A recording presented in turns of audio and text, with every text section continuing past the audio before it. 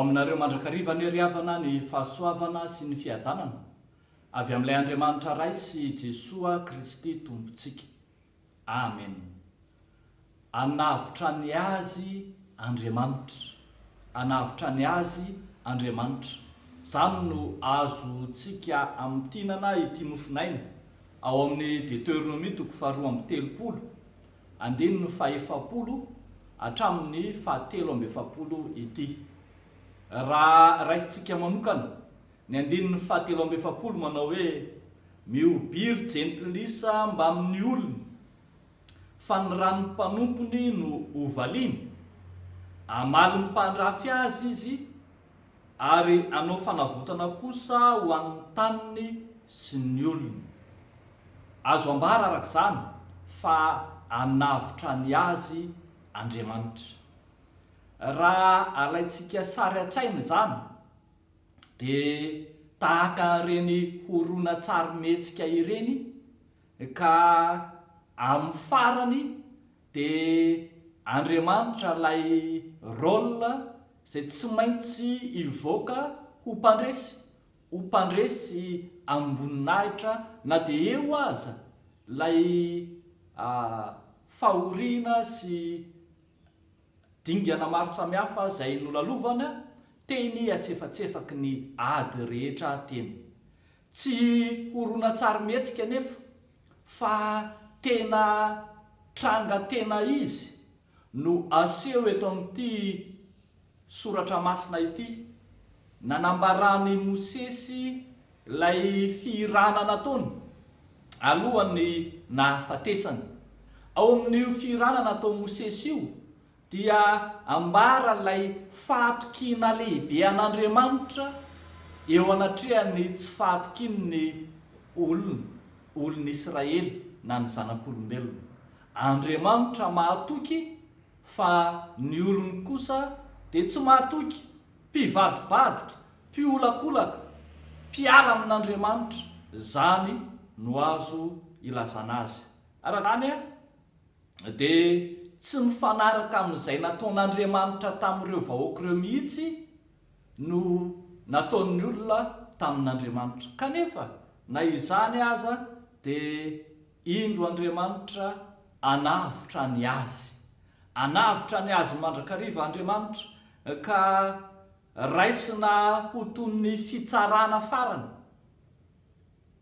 ho an'ireo izay fahavalo na ho an'ireo olona izay miala amin'Andriamanitra, ny toany izay nahazo an'i Sodoma sy Gomora. Fa izay ambara eo amin'ny andininy 2:30 sy ny manaraka izany, fa rehefa miverina amin'Andriamanitra kosa ny olona dia andray an-tanana ny fahavalony Andriamanitra, ataon'Andriamanitra ho fanekena ho azy mihitsy zany. Hitantsika eto hoe anangana ny tanako amin'ny lanitra ho Jehova, eo amin'ny andininy 40. Fiobiana no mendrika ho an'ilay nandresy.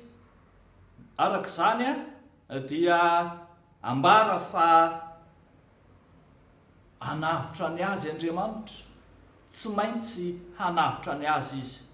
Noho ny amin'ireo rahalatsaka dia fanavotana andatsahany ihany koa no hamalian'Andriamanitra izany.